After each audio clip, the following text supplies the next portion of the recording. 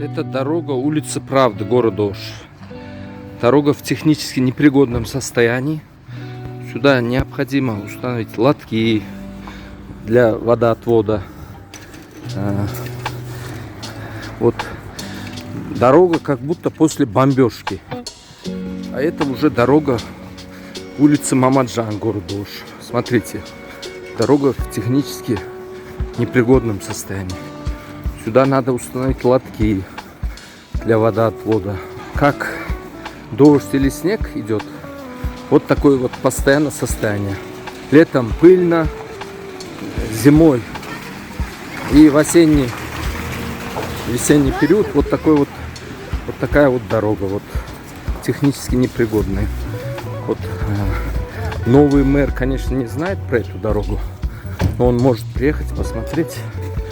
А депутат Ошского городского, конечно, бюджетная комиссия особенно, должна провести здесь бюджетные слушания и выделить средства. Это средства народа. Эта улица находится почти в центре, можно сказать, потому что недалеко находится центральный рынок города Ош. Вот смотрите, что за дорога. Сюда надо установить лотки, вот тротуар надо построить. Но даже простую гравировку не делают, не то что там асфальтировать улицу. Хотя бюджет города Ош, вот хвалятся же, что 1,5 миллиарда сомов. А сюда какие-то миллион сомов не могут выделить. Что это такое вообще?